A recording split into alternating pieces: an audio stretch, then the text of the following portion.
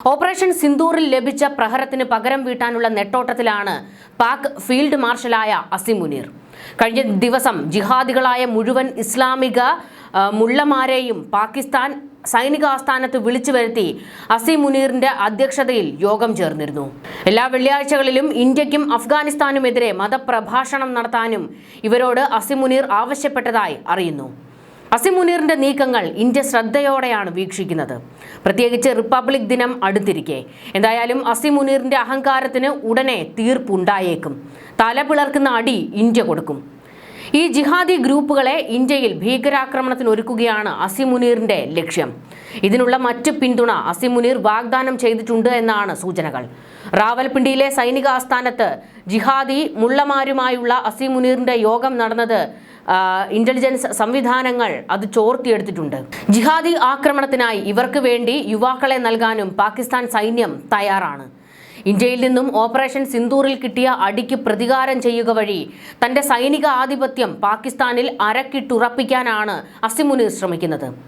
ഇന്ത്യയെ പതിവായി ആക്രമിക്കുന്ന ലഷ്കർ-ഇ-ത്വയ്ബ, ജെയ്ഷെ മുഹമ്മദ് തുടങ്ങിയ ഭീകരവാദ ഗ്രൂപ്പുകളുമായി ബന്ധമുള്ള ഏതാനും ജിഹാദി ഗ്രൂപ്പുകളുടെ നേതാക്കളായ മുള്ളമാരെയാണ് യോഗത്തിന് വിളിച്ചിരിക്കുന്നത്. പ്രമുഖ ജെയ്ഷെ മുഹമ്മദ് നേതാവ് ഹഫീസ് താഹിർ മഹ്മൂദ് അഷ്റഫി, കറാച്ചി കേന്ദ്രമായി പ്രവർത്തിക്കുന്ന ജമാഅത്ത് ഉദ്ദവയുടെ നേതാവ് മുഫ്തി അബ്ദൽ റഹീം, ജാമിയ ഉൽവാത്തുൽ ഇസ്ലാമിക് സെമിനാരിയുടെ ചാൻസലറായ സയ്യിദ് ജവാദ് നഖ്വി, ജമാഅത്തെ ഉലമ ഇസ്ലാമി സെമിനാരിയുടെ ഹമീദ് ഉൽ ഹഖ് ഹക്കാനി, സിറിയയിലെ അൽ ഉമ ബുഖാരി ജാമിയത്തുൽ റഷീദ് സെമിനാരിയുടെ നേതാവും ഉണ്ടായിരുന്നു. പാകിസ്ഥാനിൽ മൂന്നാമത്തെ ജിഹാദി തലമുറയെ വാർത്തെടുക്കുകയാണ് അസീം മുനീർ ലക്ഷ്യം വെക്കുന്നത്. ഓപ്പറേഷൻ സിന്ദൂറിൽ പരാജയമടഞ്ഞ ഈ പാകിസ്ഥാൻ ഫീൽഡ് മാർഷൽ ഇന്ത്യയെ പരാജയപ്പെടുത്താൻ ഇസ്ലാമിനെ കൂട്ടുപിടിച്ചിരിക്കുകയാണ്, തീവ്ര ഇസ്ലാമിനെ.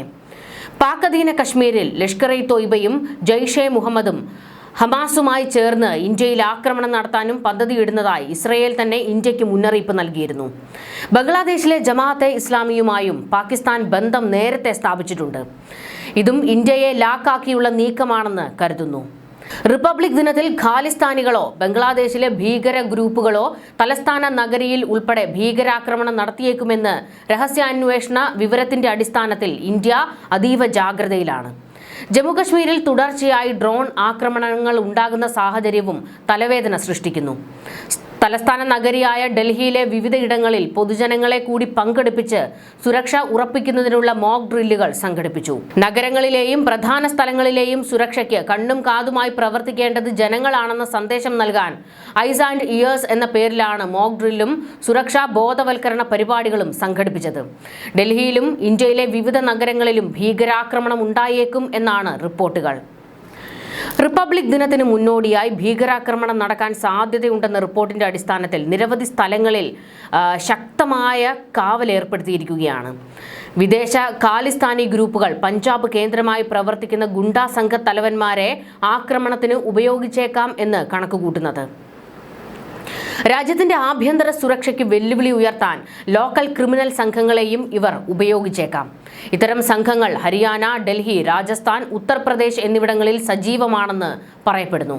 ഇവർ വിദേശത്തെ ഖാലിസ്ഥാൻ ഗ്രൂപ്പുകളുടെ ചട്ടുകങ്ങളായി പ്രവർത്തിക്കുകയാണെന്ന് ഇന്റലിജൻസ് ബ്യൂറോ വ്യക്തമാക്കുന്നു.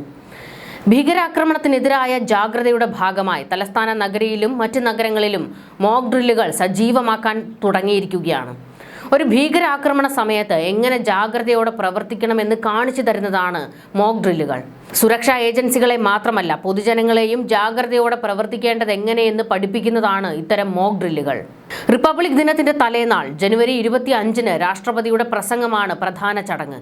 റിപ്പബ്ലിക് ദിനമായ ജനുവരി 26-ന് രാഷ്ട്രപതി ഭവനിൽ തുടങ്ങി രാജ്പഥിൽ കൂടി ചരിത്ര പ്രസിദ്ധമായ ചെങ്കോട്ടയിൽ അവസാനിക്കുന്ന സൈനിക പരേഡാണ് മറ്റൊരു പ്രധാന ചടങ്ങ്. ഇതിൽ പ്രധാനമന്ത്രിയും പ്രധാന അതിഥിയും പങ്കെടുക്കും. ഇക്കുറി European commission president Ursula von der Leyen, European council president Antonio കോസ്റ്റയുമാണ് മുഖ്യാതിഥികൾ. കാനഡയിലും സമാനമായ രീതിയിൽ ഖാലിസ്ഥാൻ അനുകൂലികൾ ആക്രമണം നടത്തുന്നുണ്ട്. കാനഡയിലെ ഖാലിസ്ഥാൻ അനുകൂലികളുടെ ഇന്ത്യ വിരുദ്ധ പ്രവർത്തനങ്ങൾ അവസാനിക്കുന്നതിന്റെ ലക്ഷണങ്ങൾ കാണുന്നില്ല. വാൻകൂവറിലെ ഒരു ചരിത്രപ്രസിദ്ധ ഗുരുദ്വാരയുടെയും ബ്രിട്ടീഷ് കൊളംബിയയിലെ ചില ക്ഷേത്രങ്ങളുടെയും ചുവരുകൾ ഖാലിസ്ഥാൻ അനുകൂല ആൾക്കാർ ഇന്ത്യ വിരുദ്ധ മുദ്രാവാക്യങ്ങൾ കൊണ്ട് വികൃതമാക്കിയിരുന്നു. ഈ സംഭവം സിഖ് ഹിന്ദു സമൂഹത്തിൽ രോഷമുണ്ടാക്കി.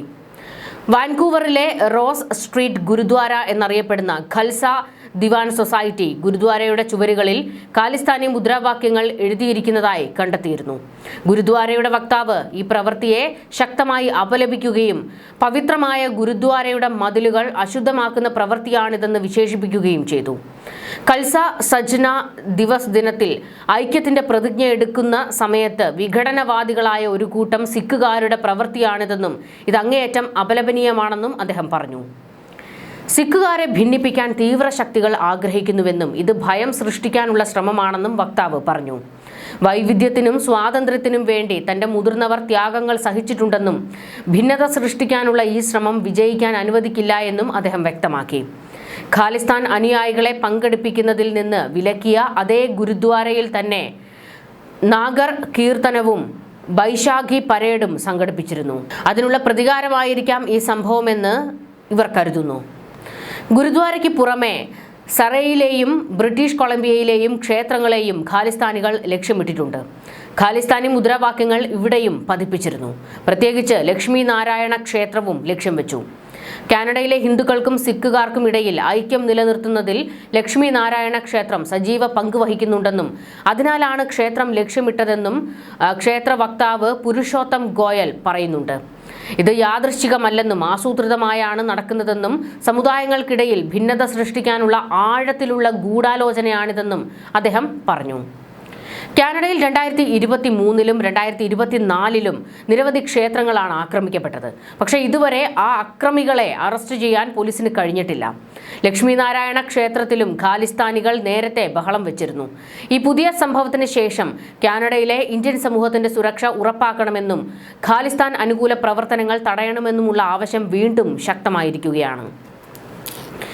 ജമ്മുകശ്മീരിൽ നിയന്ത്രണ രേഖ മറികടന്ന് പാക് ഡ്രോണുകൾ എത്തിയതാണ് ഇന്ത്യയിലെ പുതിയ പ്രകോപനം. ഒരാഴ്ചക്കിടെ ഇത് 3ാം തവണയാണ്. സാംബ, പൂഞ്ച്, രജൌരി സെക്ടറുകളിലാണ് പുതുതായി ഡ്രോൺ സാന്നിധ്യം കണ്ടെത്തിയത്. സുരക്ഷാ ഭീഷണികൾ നേരിടുന്നതായി ഡ്രോൺ സാന്നിധ്യമുണ്ടായ മേഖലകളിൽ അതീവ ജാഗ്രതയിലാണ് സുരക്ഷാ സേന. സാംബയിലെ അന്താരാഷ്ട്ര അതിർത്തിക്ക് സമീപം കേസോ മഹാൻസൻ ഗ്രാമത്തിലാണ് സംശയാസ്പദമായ രീതിയിൽ ഡ്രോൺ കണ്ടത്. ഇതിന് പിന്നാലെ പൂഞ്ചിലെ ദേഗ്വാർ ഗ്രാമത്തിന് മുകളിൽ രാത്രി 7:30 10 മിനിറ്റോളം ഡ്രോൺ പ്രത്യക്ഷപ്പെട്ടിരുന്നു. ഉടനെ ഇന്ത്യൻ സൈന്യം വെടിയുതിർത്തിരുന്നു. ഇതിന് പിന്നാലെ രജൌരി സെക്ടറിലും ഡ്രോണുകളുടെ സാന്നിധ്യമുണ്ടായി. ഇന്ത്യയുടെ ഭാഗത്തെ സൈനിക നീക്കങ്ങൾ നിരീക്ഷിക്കാനായി പാകിസ്ഥാൻ അയക്കുന്ന ചെറിയ ഡ്രോണുകളാണിവയെന്നാണ് പ്രാഥമിക നിഗമനം. ജമ്മുകശ്മീരിൽ നിയന്ത്രണ രേഖയ്ക്ക് സമീപം 1-ലധികം ഡ്രോൺ നുഴഞ്ഞുകയറ്റ ശ്രമങ്ങളാണ് നടന്നതെന്ന് റിപ്പോർട്ടുകൾ പുറത്ത്.